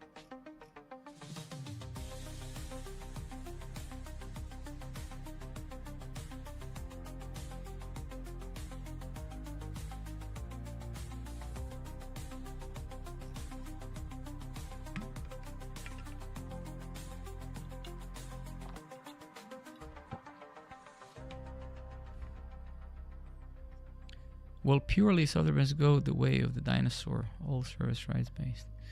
My prediction for I don't think that the number of programmers are going to decrease necessarily. My prediction is that software is going to become commodity, just like carpenters or any other smaller businesses. Like, I think there's going to be a massive amount of software, and I think unicorns and that sort of stuff will cease to exist in some shape or form, or it's going to be a lot harder to become one. So you're going to have companies who have fewer clients, but they specialize for these specific clients and their use cases. So, you know, instead of building another HubSpot or Salesforce or Snowflake or whatever, you're going to have companies that target certain use cases of certain customers. So that's my prediction, is that software is going to become more targeted, and like your scope, you're not going to be making billions. You're going to be making few good salaries, right? That's my random out of the asshole prediction. I have no proof. And you know, opinions are like assholes. Everybody has one, and everyone thinks that they smell the least.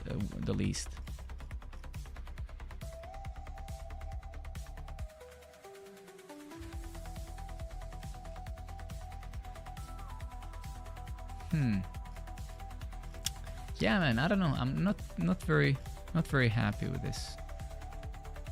Not very happy with this, man.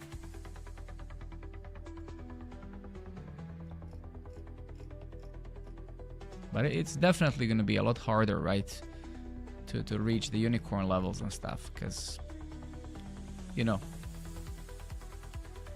if you have 2-3 super smart individuals, right, today, who have a good idea, capabilities, they're charismatic, they're good at selling, they can do wonderful things, right? If you have 1 or 2 or 3 people who are just good group of people who know how to talk to customers, who know how to sell, they can do insanely good things. What do you think about switching from developer job to something not easy to automate, like sales management? Sales and management will be way sooner automated than developers. I think that's absurd to even think otherwise. Engineering is a very hard thing to automate because engineering is very complex, right? So there's also no such thing as safe job, right? I mean, I don't function that way, man. I don't think that thinking what's gonna happen in 10 years is even feasible for a human being. I think that's literally a pointless way to look at life, right? I live my life every day. I look what's happening around me, and I adjust myself every day to that reality. So for example, I'm now learning AI. As you can see, obviously, I'm getting better at that. So I'm not waiting for 10 years to pass and then I'm gonna make some sort of, right? I mean, it's like, I don't know what's gonna happen in 5 years, 10 years, 3 years, man. You live the life today and you make your adjustments incrementally, slowly, step by step. People think that like there's gonna be some sort of like a instant job hopping, like profession hopping. Like today I'm a developer and tomorrow I'm a carpenter. That's not how these transitions happen, man. People who will transition, they are already doing that. They're already adjusting. They're ready day by day, right? They're upskilling. And this is how throughout history, most jobs have been done. People upskill slowly, right? Not in 10 years. I don't fucking know what's gonna happen in 2 months, let alone 10 years, man. I'm not gonna wait to see what's gonna happen then, right? Sako, my friend, no, I'm not. Why are you still up? I don't know, man. I just felt I wanted to stream. That's, I mean, yeah.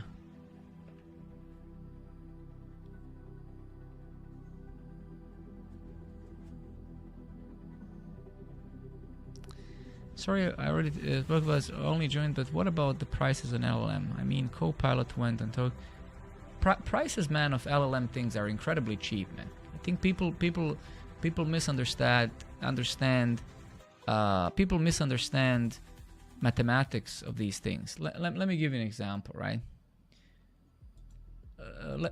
Let me just give you a random example, right? But because first and foremost, things are not becoming more expensive; they're becoming cheaper for the most part. Yes, some models, some companies might have it more expensive, sure, but that's not the average, right? If you look at the average pricing of models, they're definitely getting cheaper, no question about that. If you look at DeepSeek, Gemini, etc. But let's move away from that. So let's just say that I'm not gonna reveal my salary, but let's just, for the sake of numbers, let's say that I make 6 grand a year, right? Let's imagine that I'm making 100,000 euros a year, right? Or let's actually say that my monthly salary is brutto 9,000 euros, right? This is in Denmark, right? I know that this is not right. So, and let's imagine that government takes... He's trolling you, Alex? No, I don't think so, no. Who? I don't think he's trolling. I think it's a genuine question. My point being is, just to cut it short, if your salary is a salary of a proper senior engineer, right?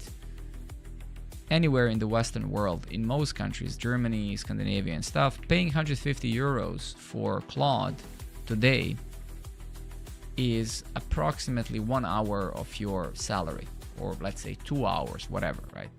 So it's absurd number to even talk about, right? Even if companies say, you know what, we're gonna pay you 3 of those a month. Maybe you're hitting a limit on this one, we're gonna pay 3. That's 450. That's still ridiculous, right? Because the amount of value you get out of the tool is unimaginable, right? So I don't know, right? If you're a student or somebody without a job, sure, I get it. You can't really pay 150, 200, 300. But if you have a job and work in a company that's profitable, this is not a cost that anybody cares about, man. Like, I mean, yeah, actually I can't reveal any numbers, but spending 10, 15,000 euros, dollars for a company of 100 people, 50 people a month on AI, that's a massive save of money, because otherwise you would have to hire people, and these people would cost 100 times more, right? So I don't think that anything is getting more expensive. Things are getting cheaper.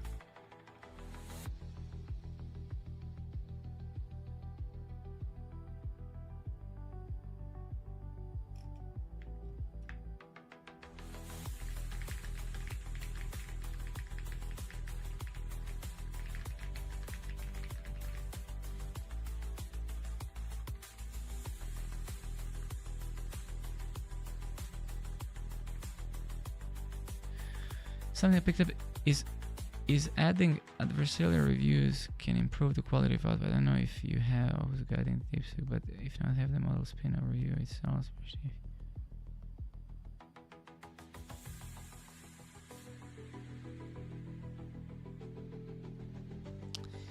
The thing is right now,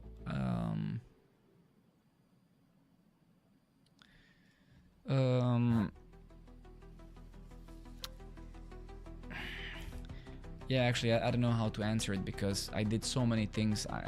In a couple of days, Sako, I'm gonna open source this thing. Then you guys can read the code as well. But I've done a lot of things, right? A lot of very, very clever things. I did scaffolding. I basically am trying to obviously make the local model to be amazing. So I've done a lot of things. Compiler is working. TypeScript server is working, right? Language server is working. We have, blast radius, change radius and stuff. So a lot of things are working, but we're still in a process where we are iterating, right, over things. And ironically now, since I switched to DeepSeek just to try the harness with other model than the local, I mean, I basically discovered, because this is a lot faster, that Opus has regressed a couple of things past hour with our harness. But I think it's saying now that it's actually fine. Give me a second. It seems to be done, I guess. Okay, no, not yet.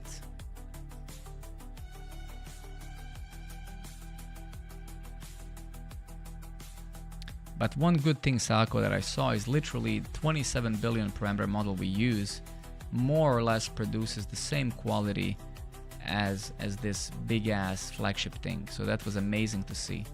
It's just this one is around several times faster. And surprisingly, this one fails as well, which is something I didn't expect, honestly, especially not on a task like this, which is, not. Wow, look at this, 138.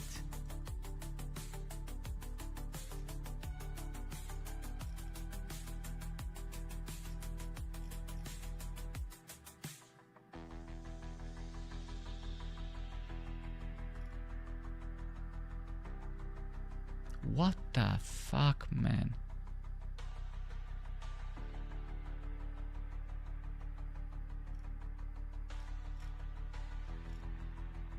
Yeah.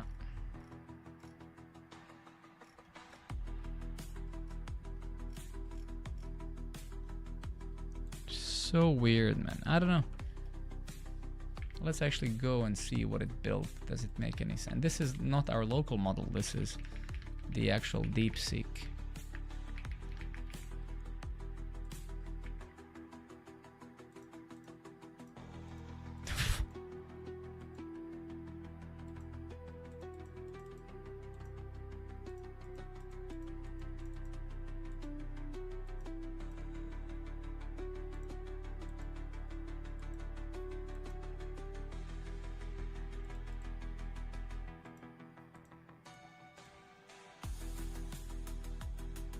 No, I saw that, but I think it did that purposely. No, it did that purposely. It's just yeah.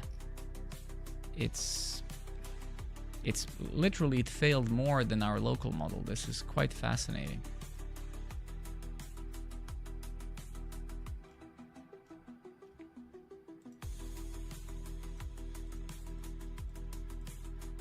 I saw that. No, this is not. Yeah, this is not good. I'm not happy at all with this.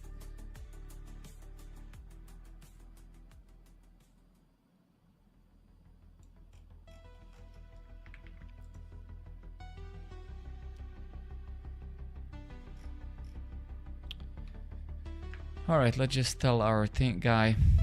I think that some of the changes you introduced have regressed this.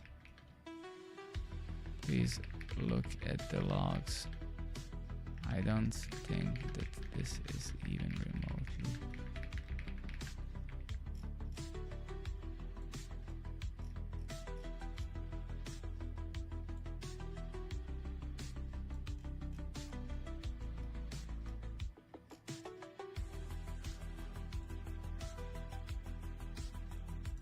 Let me just skim through these logs a little bit.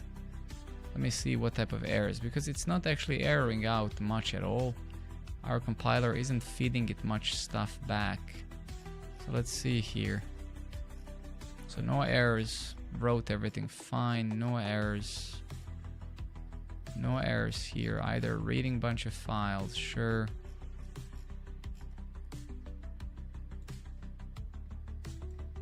Then it failed here.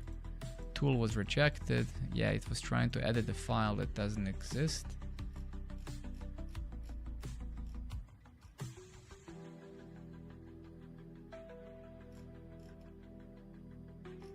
Wow, okay. Let's see. Let's see what is this asshole saying here.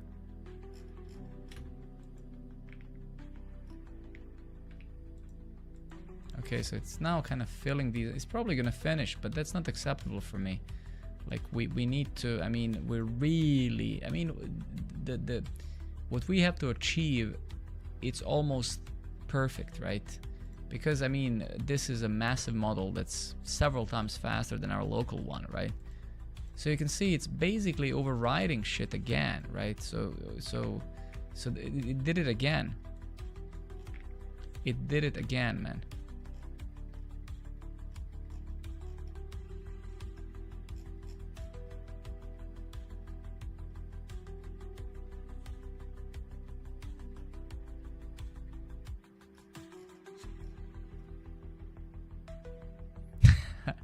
Learn woodworking.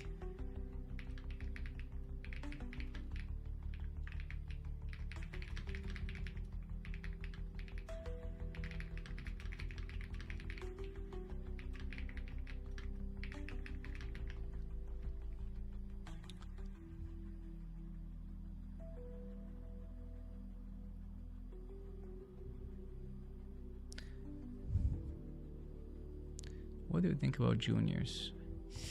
I don't know, man. I mean, I'm very sorry. I did answer that question many times. It's I don't know. It is very hard, dude. It is very tough. I don't think even it matters what I think. You probably have heard that thing. Nothing that I think is gonna change thing for you, right? You know, it's very hard for companies today to. And that is wrong. I mean, it is definitely wrong, but it's very hard to justify hiring juniors relative to these tools, right?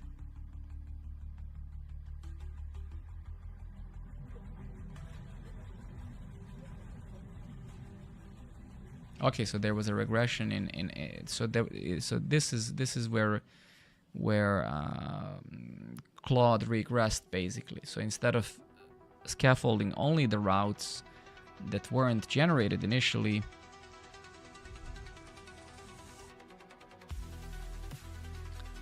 I mean, I don't think that he is right, right? Because if everybody goes woodworking, right, then also nobody's gonna have work there, right? So I don't think it's that simple. People think it's like, yeah, I'm just gonna go and do I'm gonna become a handyman, right? But others will become handymans as well, right? It's not that you're gonna be the only one doing that, right? So I don't think that things are gonna work out that way, right? It's like, let's all become woodworking, right?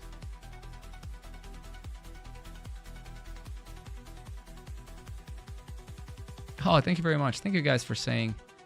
Yeah, thank you very much for a lot of people today are just saying something. That's pretty cool. I appreciate when people send a message or so, right? I think that's pretty cool.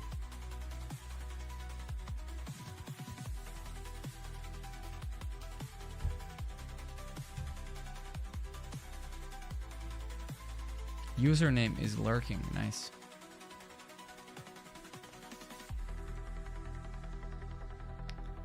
Give me a second. Where is this thing?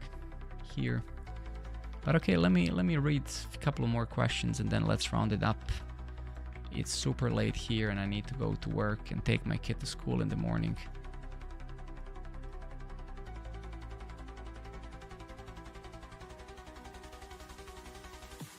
Okay, let's see if there's any more comments.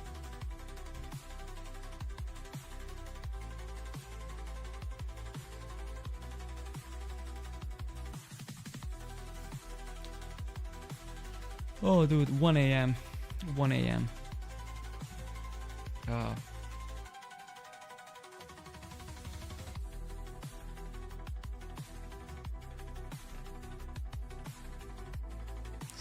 There was a comment that I missed. Somebody said, I just docked the Warlock. I just don't see a future that includes cloud-based AI. Any business that wants to plan long-term with it. Yeah, I mean that is the same argument with you know, AWS, GCP, and self-hosting. It's a more complex problem than that, right? Do you ever find yourself conflicted when communicating with AI? I catch myself questioning if I should say please or when I do. No, not really. No, not really though. But I mean, you know, it does. Your human instincts of kindness come in. I don't think that's bad. It just shows that you're not a psychopath, that you're a nice person, right? So it doesn't cost you anything to say please, right? Even though it is a tool. You know, you still have empathy, even if it's a tool.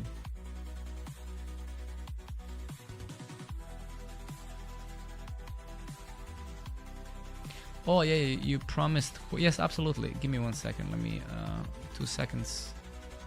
Yes, I'm sorry for that. I forgot.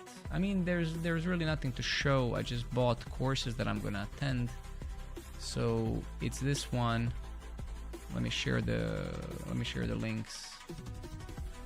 Where is this fucking chat? Here.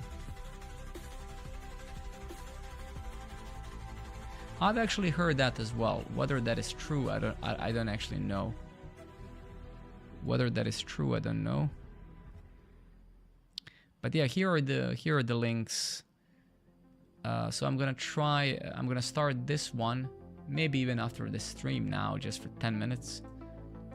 So probably if I continue streaming, I just came back after half a year just for fun, but if I continue streaming, I'll probably use this time better. And just for the fun of it, I'll probably stream this. So if you guys want to follow along, buy this course as well. It's like $10. I don't know how much I paid, $10, $15, something like that, yeah.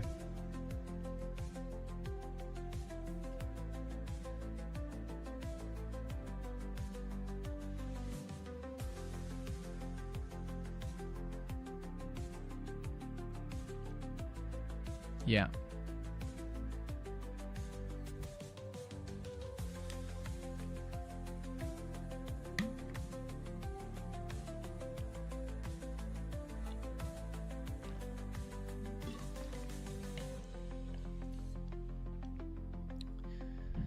I think let me just maybe answer that question and then we can leave. I think when it comes to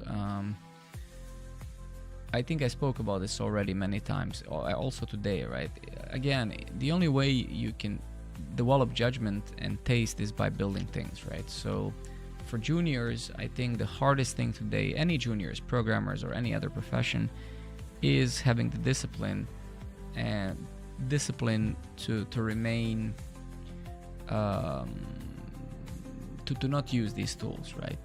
So I think it's very hard, because in order to learn, you need to be able to use the tool properly. So not to passively consume, right, but to actively engage with the tool, right? So that is really all that there is to it. Like, you have to have a discipline to not go for easy accept, right? I thought the only way I could develop this is by eating things. I mean, yeah, true. That's also true, yeah. Yeah.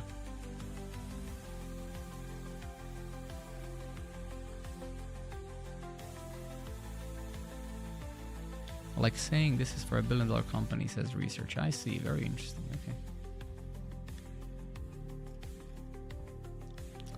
All right, fellas, it's 1 a.m. here. What can I say? Thank you very much for coming. I have to go now. And yeah, I'll show up this week again at one point. Maybe tomorrow, maybe, I have no idea. I'll also start doing this course, so we'll see. But great discussions. Thank you very much, especially for those of you who were active and decided to send a message or two. That's pretty awesome. Just makes it fun for me as well. Good night.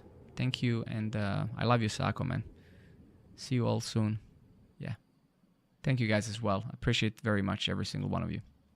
Peace out, everybody. Goodbye. Bye-bye. Good night.